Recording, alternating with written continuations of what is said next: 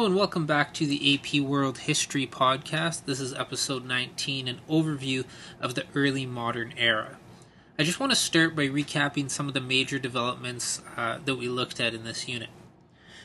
So it's during this period that we have Europeans looking for a faster trade route to Asia, and during one of these voyages in 1492, an Italian sailing on behalf of Spain named Christopher Columbus runs into the Americas. So Europeans would go on to conquer the Americas, and they would draw America into a new worldwide trading network. So this period is really the first time we see global trade, and this is really globalization in its earliest form. A term that's used to describe this new exchange is the Columbian Exchange, and this is a big picture concept that refers to the spreading of ideas, of cultures, of religions, spreading of diseases across and throughout the Atlantic world. The new exchange benefits a lot of people. People have access to new things. New crops lead to growth in the world's population. But the Columbian Exchange also has pretty terrible consequences for other people.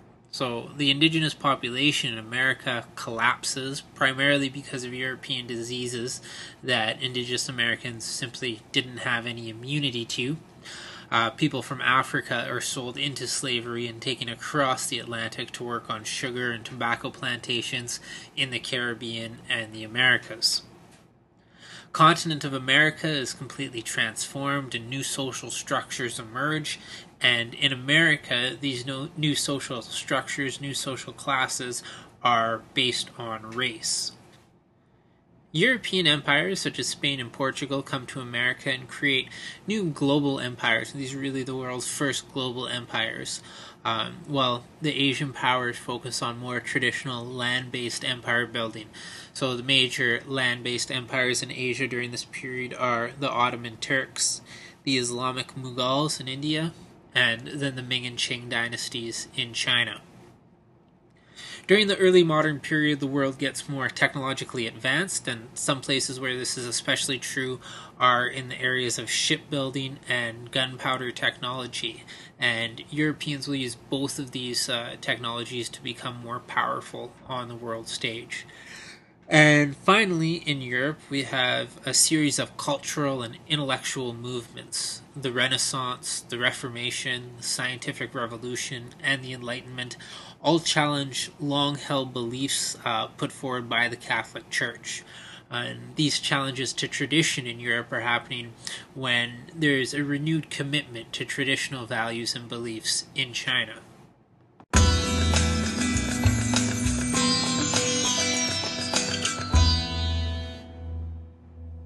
In the early 1400s, Ming China was sailing extensively throughout the Indian Ocean under the leadership of Zheng He.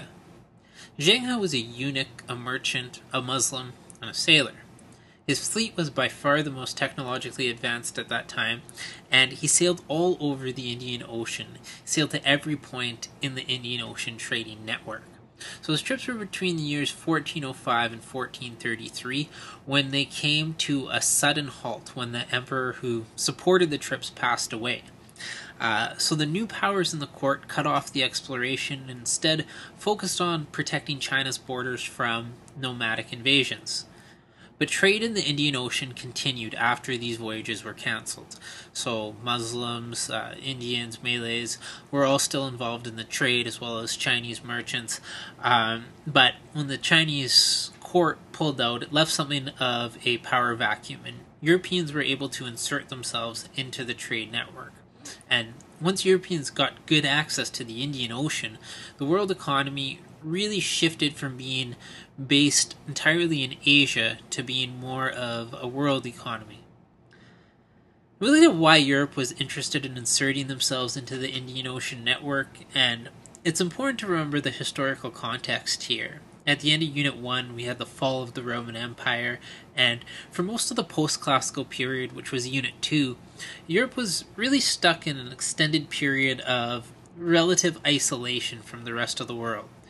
These are often referred to as the Dark Ages. Dark Ages were anything but the Dark Ages in China.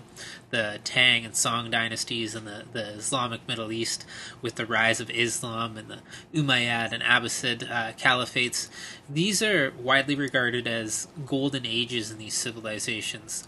These civilizations were producing a lot of wealth, and one thing that gave Europeans a peak of exactly how much wealth was being produced in these regions was the Crusades. Europeans were able to see how much wealth was out there in the world and how many great products they were missing out on. Western Europeans didn't have sugar before the Crusades, for example.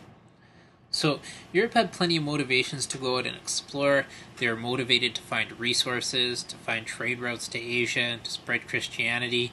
And one event that really quickened European exploration was the emergence of the Ottoman Empire.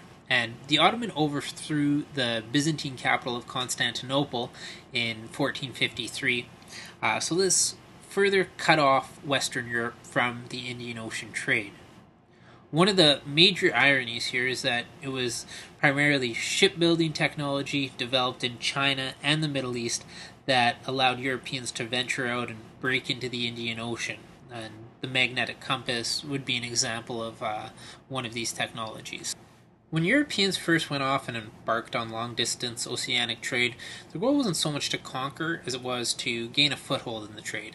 The first European power to gain this foothold was Portugal, and Portugal focused on setting up trading posts throughout the Indian Ocean. They didn't so much try to conquer territory, but they tried to force other merchants to use their trading posts and to pay taxes for the right to use the trading posts. By the mid-1500s, Portugal had 50 trading posts from West Africa to East Asia, but its trading post empire was fairly short-lived. The English and the Dutch soon eclipsed them. Both the British and the Dutch used private investors in the form of corporations as opposed to government funding.